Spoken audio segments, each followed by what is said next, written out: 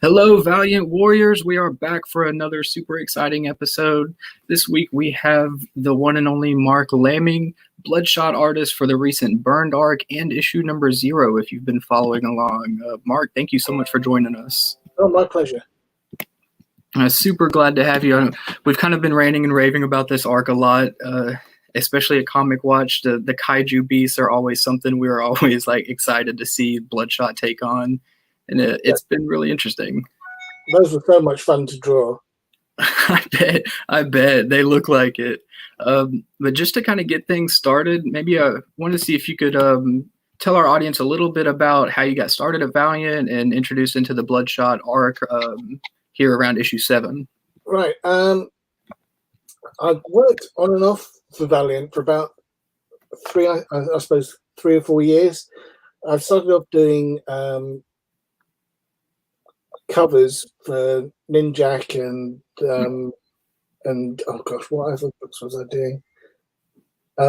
Anyway, I met Warren when he was in charge over there, and he got me on board. And it once my Marvel work had cleared, I was then going to be on board to do a run on Ninjak, and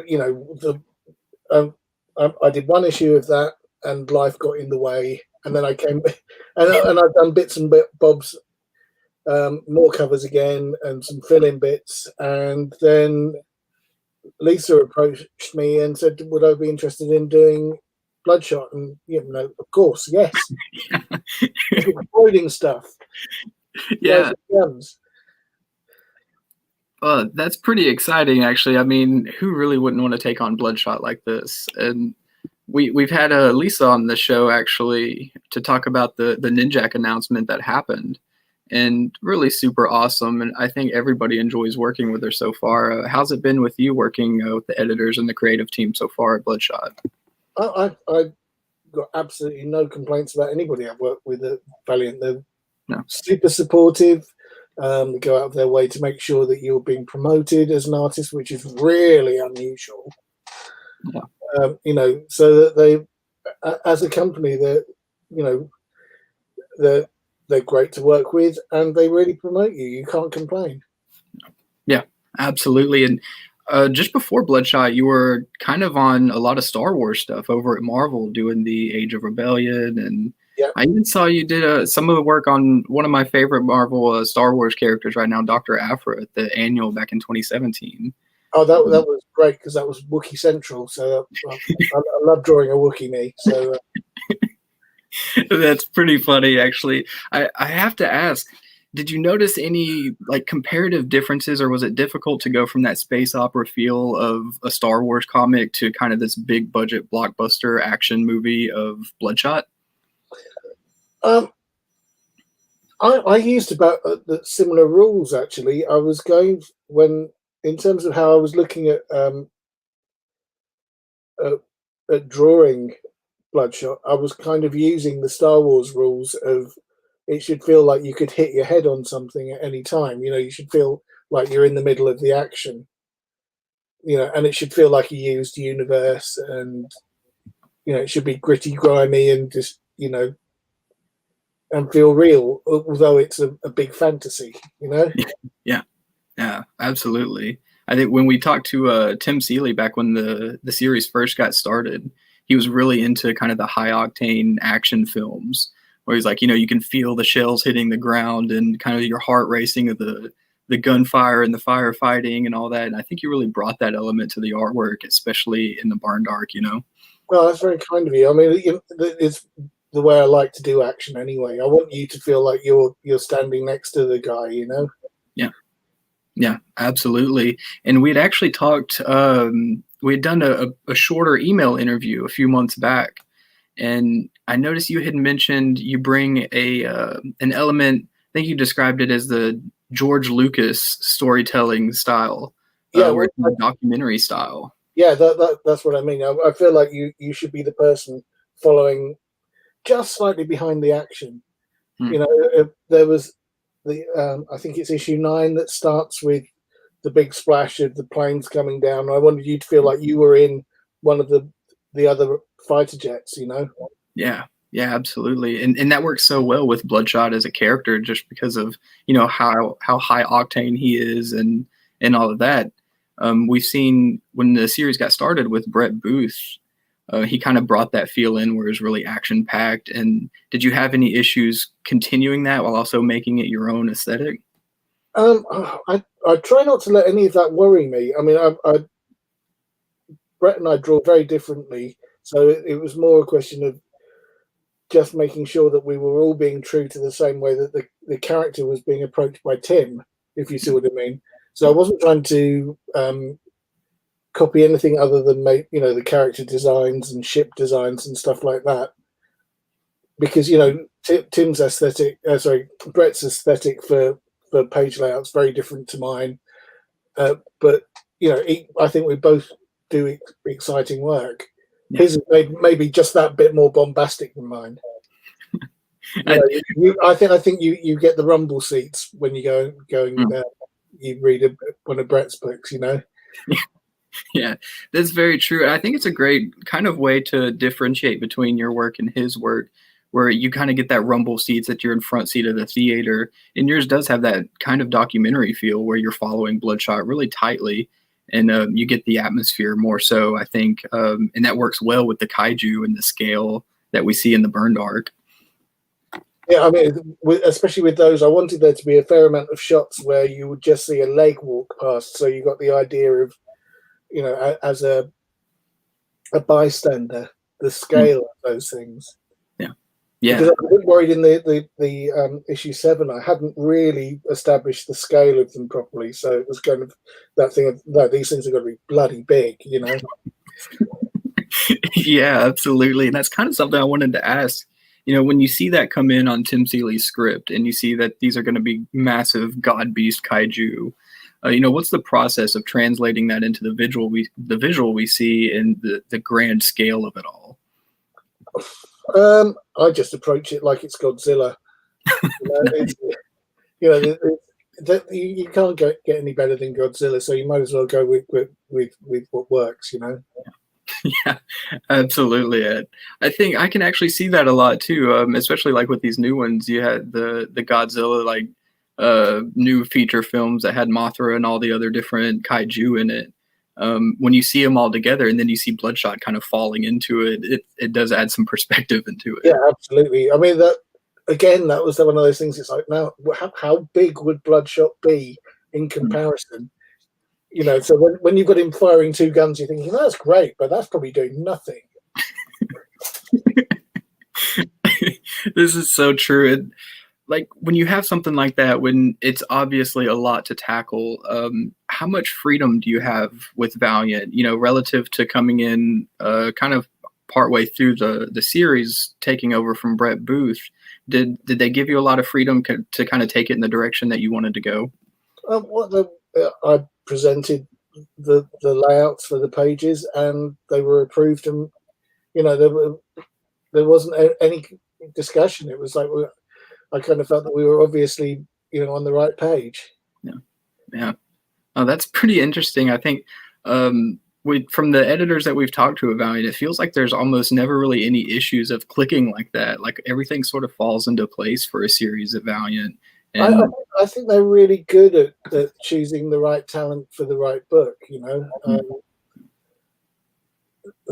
It's not very often you pick up a Valiant book and you're thinking, well, that just doesn't work for me. It's the right.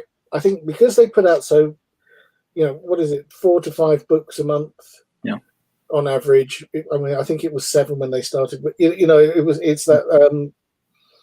It's a core amount of books. They stop, and then another. So they have that time to develop a team and make sure that the team is doing what it should do. Mm-hmm. Yeah, it's so true, really. And I was glad to see you come on, especially like when they announced that Brett Booth's time would be kind of intermittent and he'd be coming and going. I was thinking, who are they going to get to come in and kind of continue this high octane feel that Brett Booth established? And you really fit the role perfectly. I was so glad to see it. And the burned arc, I think when we hit issue 0 that you worked on, that was kind of the sign I said, this is going to be something exciting to see. What was your process with that, working with I Tim? loved working on that book because it was so different from the way Tim had done the rest of the Bloodshot stuff.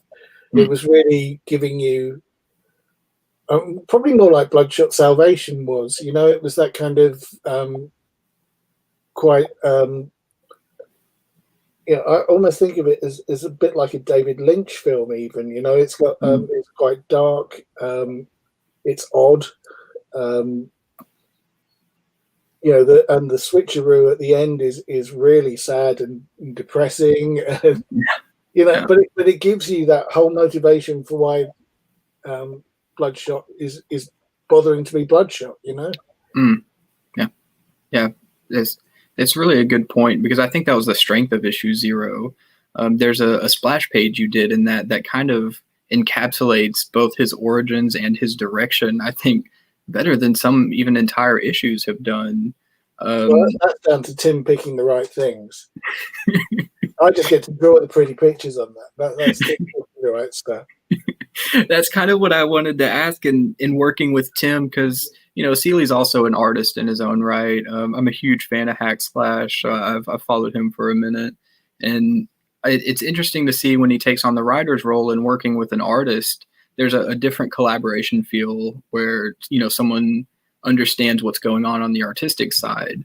And do those layouts and that pacing kind of come more from the scripting that you're following, or is that something that you're injecting into it? I guess that's more from me, because Tim writes the sort of scripts I like to draw, in that he doesn't tell you what real estate to use on the page per panel or what shot. You know, you're given what's happening in the panel, not the shot. Do you know? I mean, he might specify that it wants to be something that shows you the scale of what you're looking at, or you know, we should be in awe of this, or it should be, you know, quite a small moment.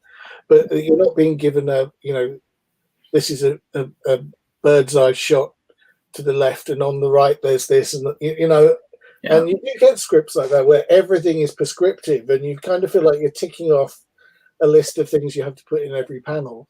And that's great. As kind of OCD as me, you know, I put enough stuff in which is extra storytelling anyway, and to have that stuff as well, it's like, oh my god, there's going to be detritus everywhere, you know. Yeah, absolutely. It's always fun to follow Seeley's work, and it was really great to see issue 0 come along, because, you know, when you get in issue 0, you're kind of unsure where it's going to fit in the series and what the intended purpose of it is. But I think this one did a great job of catching readers up to speed and like giving them an idea of who Bloodshot is, what he's all about, and what this mission is. And I mean, there aren't many Bloodshot panels as good as the one where he sneaks up behind that Russian mafia and just says "boo." I think that was that was just so much fun to. That whole scene at the docks was great. That was like my Michael Mann Heat kind of you know. You know, that was that itch to scratch, you know. Yeah, absolutely. It's such an iconic panel already, I feel like. I mean, that's when I think of Bloodshot, that panel is what I think of pretty much. I mean, I really like the sequence where the agent comes in to his house and he switches on him, you know, from being his human kind of guys to Bloodshot. That was kind of cool too. That was really awesome to see, because I feel like maybe in the past we haven't seen Bloodshot use as much of his abilities as he's capable of. And in just that issue, you get to see so much of what he can do in changing his whole appearance and going invisible. And then, of course, just taking on like a whole group of mafia with a machine gun. You know, what's using a nice pick to start with? That's what's great. Yeah, resourceful. Yes, absolutely. I reckon you'd be okay with a bag of nails anyway. Yeah. I love that, and I love that about the character, because it feels like it offers a lot of opportunities for the artist, especially to kind of show off and show what they're capable of. Is that sort of how you feel when you approach the character? Oh yeah, I mean, Tim gives you great things to draw, like a completely chopped up Bloodshot crawling across the floor, you know, and then getting stomped on again by a kaiju. You know, it doesn't get much better than that. Yeah, you've got to split the guy in half, watch him crawl on his guts, and then you get the kaiju. Yeah, like I mean that's what pulls you into a Bloodshot story, right? I mean, when you open up a Bloodshot book, that's kind of what you're looking for. Yeah, I think so. But it's been pretty interesting to see the contrast between what we got in the issue 0, where it was him taking on the Russian mafia and all that, and then you get into the Burned arc, and it's way different because you've got the Black Bar, who have, you know, kind of imprisoned all these different enemies that we've seen so far. So you've got the Glory Men, you've got the Dark Side Walkers, who are the walkers who are kind of part way through, and then you've got the Kaiju Beasts. All of that opportunity, did you feel like a little overwhelmed with everything that had to be put into that book, or did it feel like it flowed pretty well? No, it flowed great, and I like the fact that it was super spies and monsters, you know. Yeah. So you had the kind of anti-James Bond stuff, and the all of the monsters. That was great. Yeah. I mean, the splash page of the reveal of the inside of the base, that was great fun. Yeah, that's I always look for sneak peeks or like little callbacks, and there was a lot of cool stuff in that. I think that's where you get a chance to really have fun with the artwork. As far as, you know, what we see in the scale, it's interesting because you're drawn to the kaijus and the god beasts and all that, but you've got a lot of character work going on too, because there's a lot of dialogue, especially in issue 9, where we start to wrap up the Burned arc, and there's a lot of emotional character beats you see with Eidolon and stuff like that. Yeah. How's that process, you know, when you go from drawing this huge kaiju beast into doing these character beat moments? Well, those are the bits that I look forward to most. Action is like the fast stuff that you get done in the morning, and then when you need to calm everything down, that's when you get on and do the conversation and all, you know, the really good acting. Yeah. You know, the Oscar moments. I love that. I think in our previous interview, you talked about James Bond set pieces being an inspiration. And you can see that a lot in issue 0, but I wanted to see kind of what more of your inspirations were going into the Burned arc, you know, outside of Godzilla, of course. Well, like I say, I always take that George Lucas Star Wars, not, you know, just the way he approached Star Wars more than any of the other films, in terms of the storytelling, because it is that almost neo-documentary style. And like I had one bit of really good advice off an editor, Mark Panici, years ago, and it was that thing of like, it should feel like things are going to hit you on the head when you're walking through a panel. You know, you might have to duck around that bit, you know. So that it's just stuff you've learned. And back in the mid 2000s, I was working on Exile on the Planet of the Apes with Gabriel Hardman, and him and Corinna, his partner, were scripting that, and I got the best education from the best Hollywood storyboard artist while I was working on that. So, you know, you really were getting a storytelling 101. So, you know, there was a lot of influence coming from that as well, or the stuff that stuck with me, shall we say. Yeah, definitely. I It's mean, almost difficult to define because it becomes your visual language, you know, the stuff that you just do instinctively. It's like, oh, that panel requires this, you know. Yeah. And I was also, beginning of my career, really lucky to have worked with Howard Chaykin for 3 years. And, you know, he when we started doing American Century, which I was drawing for Vertigo, he did the layouts on that for me to then work from. So I learned how his storytelling beats work at very, you know, at close range, because, you know, I had to then translate that into my work. But it then becomes part of your language that you bring to the page after that. Yeah, and I think that's super important for a lot of people. Kind of, they don't realize what the artwork is bringing into the storytelling aspect of it, and I think you've done a great job in translating that big budget feel in Bloodshot. Um, what sort of experience do you feel like? I know you've worked a lot with Marvel in the past, and you've done a lot of different work that I feel like has gone maybe not unrecognized, but it deserves more merit than it's getting, I feel like. And especially in Bloodshot, it's, how are people not, bringing you in a lot more? Because this is crazy cool stuff. Well, How's that experience it's worked very for kind of you.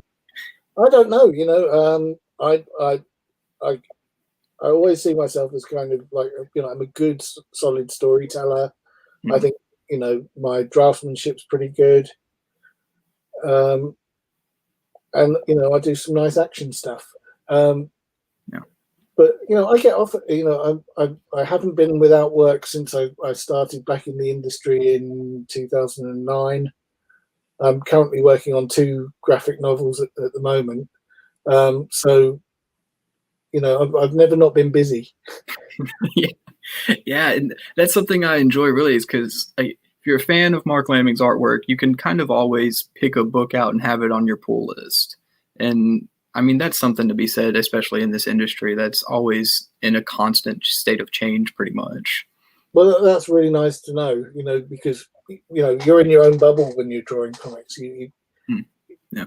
Especially with COVID, you're not getting out to shows. Yeah. You So you're not having that contact with the readership at all. From now, I would have done probably 3 shows in America and had a better idea of where where the land lies as far as I'm concerned. Do you know what I mean? This year has been like drawing in a void. It's been very weird. Yes, we've talked to quite a few artists, and it's always, it's a tragic time, but it's always so interesting to get the viewpoint of the creators who have kind of not really noticed too big of a change in their schedule, like outside of going to cons and stuff. Has that been the case for you, where Well, it's just kind of been work? it was.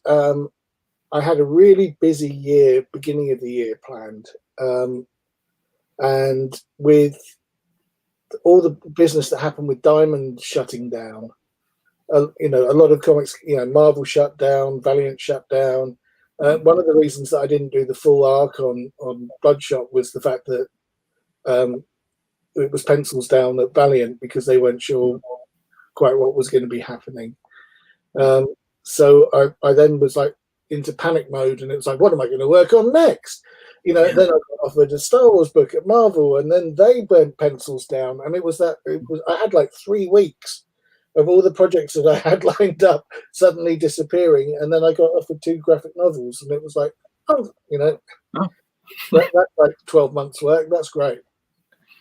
Definitely, that was something I wanted to talk about because you go from kind of Brett Booth's art leading up to the Burned Arc, and then you take over in issue 0, and then we get issue 7, and I believe it's issue 8 that we get a new artist come in, and then you fill in.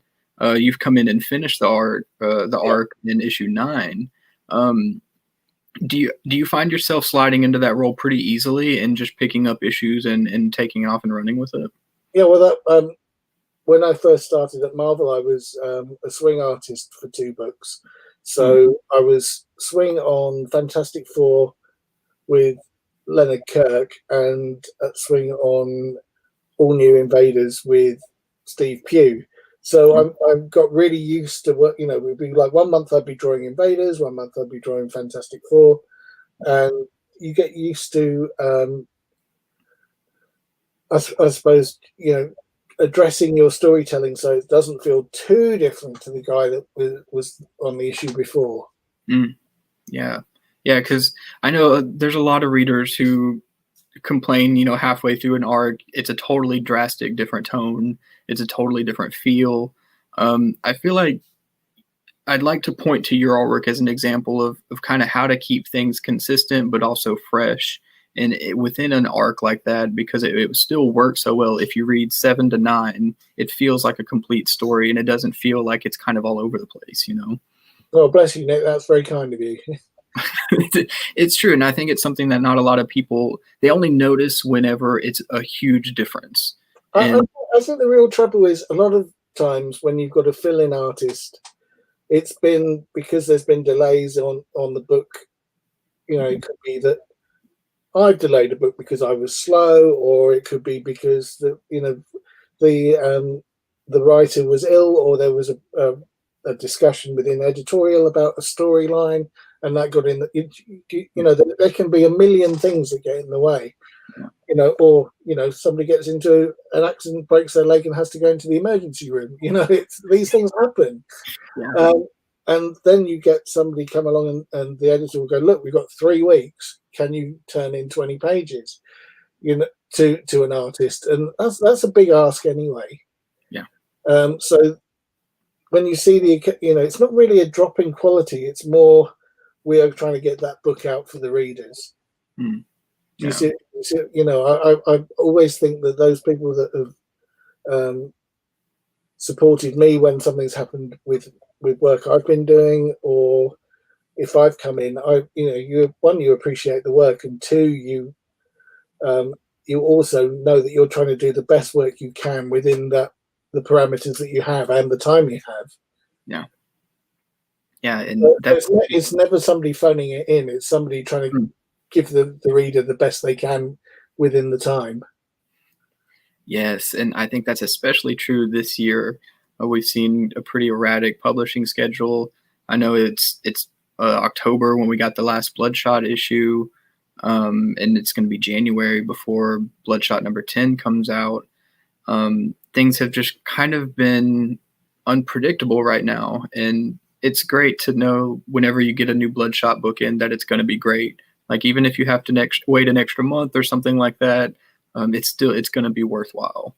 Well, and the great thing about working on a Valiant book is the Valiant fans are real fans and will wait and are super appreciative. Yeah, absolutely. That's really one of the things I love most about Valiant. We started this show. It's been over a year now, and whenever we got it going, we got messages from like 5 other podcasts. We immediately got messages from Valiant. We got fan gifts in the mail. Somebody sent us posters and pins and all that we could put behind us, and that's really what Valiant is kind of all about. Have you had any memorable interactions with Valiant fans or experiences? They're always just super kind. They always ask for nice commissions, shows, or they'll just come along and tell you how great you are, which is always nice. Yeah.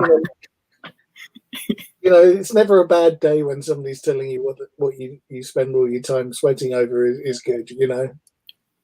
I definitely understand, and I guess that's kind of what I'm here for, because it really is good, and I spend a lot of my time trying to just get more people to read them, because I'm constantly like, look at this book. This is unlike anything that you're seeing at the big two. I mean, this is quality stuff.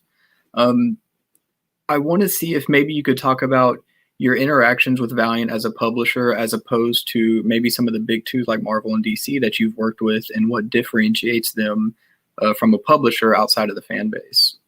I think, as I was alluding to earlier, they spend much more time developing a book.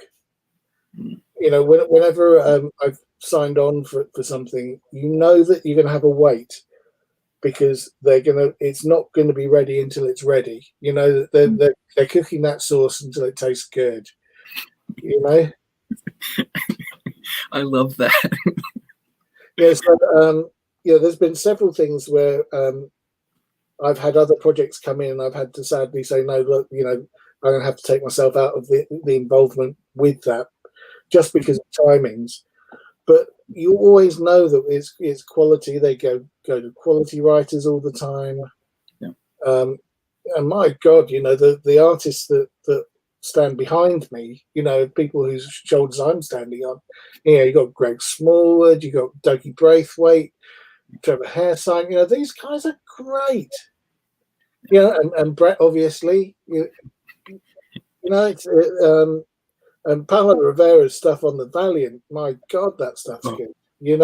Incredible work, really. you get excited and sort of you know chills just thinking about how good that book is. Do you know what I mean? It's it's so true, really. And honestly, like I've talked to Greg a lot about it. He was lucky enough to let us get a sneak peek at issue 10. And I keep coming back with the same message. Like, I think this is my favorite Bloodshot run to date. It's so spectacular. And I think even after it ends and we're looking at, what's next for the character, this is going to be a definitive run because it feels like what Bloodshot is all about. And especially in issue 9, like there's not, when he's falling out and says, I'm going to go shoot Bugzillas in their face. I mean, this is like everything to be what Bloodshot is supposed to be in a comic book. Yeah. Tim has a wicked sense of humor as well, which does help. Yeah, he does. There's a great turn of phrase in the book. It's you will often come to the end of a page of script and have a nice big wry smile on your face. Yeah, I think, and that's true even when it goes, from Tim into you, into Dollhouse and the letters. Let's not forget what a great job Andrew's done on this book as well. Yes. Yeah, his coloring's phenomenal. Yeah, I mean, without a doubt. I mean, going even from Booth into yours, it might help a little bit with that consistency that we've talked about. I think that's really true because he approaches this in a similar way, I think. Yeah. Yeah, and you get that feel that even though the arc has changed or maybe the storyline is in a different spot right now, it still feels like it's set in that world and it's consistent. Yeah, absolutely. And just spectacular work across the board. It's just exciting to see and it's exciting to talk about. I know we talked a little bit in our email interview about what you'd like to do at Valiant in the future, and you dropped a pretty interesting tidbit of information about wanting to take on a solo Eternal Warrior story. Yeah, I mean, I just really love the character. I know exactly who I want to write it as well. Yes. But I just have to convince the editorial that I'm right, and they need to just give me the book for next year sometime. I'm here. Greg, Matthew, Lisa, Heather, if anybody's listening, let's make this happen because I mean, it's just a perfect fit. Do you have a story idea in mind or anything like that? No, I know, but I know the writer will have, Yes. You dropped the sword and sorcery feel and kind of a standalone book. I think, something good and Robert E. Howard-y, more Solomon Kane than Conan, but, I think it just could be awesome. Yeah, that's got awesome written all over it. And again, like with what's happening with Bloodshot, it feels like it just suits the character. Just, it's already right there. It feels like a no-brainer to me. Because the stuff I really loved in the Valiant was the stuff with him and the really cool, freaky monsters at the beginning, that were set in that period, and that just made me go, British folklore, there's loads of great monsters. Yeah. It could be fantastic. Oh, yes. We've got to make that happen. It's written right there. I mean, I know they've got a busy year. They've announced so much. So we've got Ninjak coming. Yeah, I mean, the poor guys there. Their year is a year behind already. So if this was ever to happen, it would probably be 3 years' time. Because I mean, a lot of what we were kind of supposed to get at the beginning of this year, they had announced it was kind of the year of the heroes, and there's going to be a lot of new like flagship characters returning. And then as things turn south, our schedule changes, and a lot's coming in 2021. And I know in our last discussion with Matthew, he said he's already looking at 2022, possibly 2023. So I know they're cooking some stuff up right now. And, hopefully you can get that Eternal Warrior project in because that definitely needs to happen. Yeah, well, it's a pet project I'd like to do. No. Yes. And that's perfect. I think those stories tend to work out the best. I mean, you get so much passion behind it and it really shows up in the work. Yeah, like I said, that would just be so much fun. I'd love to draw Conan, but I always feel like I'd get Conan wrong. Whereas with Eternal Warrior, I already have my version of him settled in my head, you know. Yeah. So you know, I've either done a lot of commissions or I've done a fair amount of covers with him on. So it's you know, I feel very comfortable with the character, and everybody likes a good big axe. You can't go wrong with that. Yeah. So, are there any Valiant classic characters that you think that you might be a good fit for, that you'd like to see return to the Valiant fold? Well, I mean, Ninjak's coming back, and the team is exactly right for that. But I'd like to see Ninjak again at some point, but more of an espionage story rather than the kind of supersonic superhero that it was last time when I was working on it. Yeah. You know, I just like the idea of him being James Bond with a sword. You know, it's I love that. Would you see yourself kind of returning back to doing some cover work for Valiant? Oh, I mean, once these books are out of the way, I'd love to do more covers. Valiant are always great to do covers for because you get a very open brief, and it's kind of like, give us something cool. Tends to be the. So you go away and sit there going, cool. What does cool look like? And then, you know, inspiration hits and you do a guy with a big gun firing loads of bullets at somebody, you know? Yeah, and I'm here for it, and I will buy them every time. But this is super exciting stuff. Wanted to see, before I let you go, you know, what do you have in the works right now? What can we be excited for in the future? And as I say, I'm doing 2 long-form graphic novels, one which will take me into the new year, which is for an American stroke French publisher. And I can't say any more than that because it hasn't been announced yet. But that's a hard sci-fi book, which is great to draw. And the second book, which I'm not sure, we've got a home for it in France with a publisher there, because you know, it's the sort of thing that suits long form rather than short form storytelling. So you know, your classic French album size works much better than the copy does. Yeah. But that's about a teleporting spy who has real trouble with it in her dating life. Oh, okay. Yeah, I'm on board for that. She's great at her job, but she's really crap when it comes to relationships. Now that's conflict, right? Yeah. That's written by Nate Cosby, who used to be, he was an editor at Marvel for years. He wrote Cowboy for Boom, and has been at Dynamite for years. But he just writes the best scripts, and they're so funny. We've been working on this book on and off since I almost came back to the industry. So we did it, stopped, and then I can remember Nate phoning me and saying, look, I'm going to hate myself for this, but I've got the perfect project for you here at Dynamite, which means that we're going to have to stop working on our book. Oh.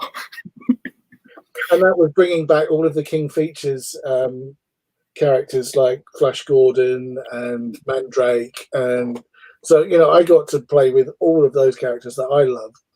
And it was like, yeah, you're quite right. I would have said I'm putting down my pen until we work on that.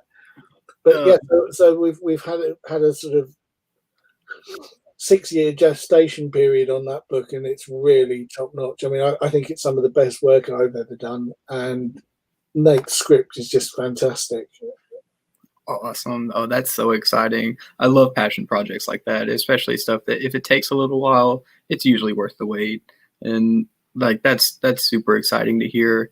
Just for our audience listening in, are you available for commissions at all if anybody's trying to get a Bloodshot? Yes, I'm available for commissions if you I have art representation for that. So if you get in touch with comicsketchart.com, they look after me for that, and they'll have all the details. It's the pinned tweet on my Twitter profile. Awesome. Very cool. And you can find me at, oh god, this is me doing the shilling now. Yeah, no, it's Mark time. Laming, marklaming.com, and all the details are on there, and you can contact me via the website. Plus, there's tons and tons of artwork on there and layouts from Bloodshot, things like that. Ooh, that's pretty exciting. I know a lot of fans love that stuff. I'm one of them. Really cool to see that you can just pick up some Bloodshot artwork and awesome stuff. Thank you so much for kind of giving some insight on that and joining us talk about Bloodshot. We're really excited to see what's coming up next from you, and I'm glad that everything's been okay, especially through the pandemic. Everybody's safe on your end still, and kind of moving along. And hopefully next year will be better. Yeah, well, I mean, hopefully we'll be back out and doing shows and get to see people in real life. Yeah, almost forgot what that's like now. Exactly. I'm pretty antisocial most of the time, so it's one of those things. It's like, am I going to remember how to talk to people face to face? Maybe a few more of these. We'll get some practice up before it happens. Absolutely. Well, thank you so much for joining us, Mark. It's been a pleasure for real. Well, thank you, Nick. This has been really good fun. Yeah, absolutely. Everybody, it's time now to go pre-order Bloodshot. Get it on your pull list at your local comic shop. Bloodshot Volume 3 from Tim Seeley, Marc Laming is coming January 6th. It's the Burned Arc. It's got issues 0, 7 through 9. Not something that you want to miss out on. So make sure that you tell your local comic shop you want your copy because it's going to be worth it. You won't want to miss it. And that's everything for us. With episode 24 of Valiant Watch is in the books. And, we'll keep a lookout on everything coming up Valiant. It's going to be an exciting year. So stay tuned for more. Thanks, everybody.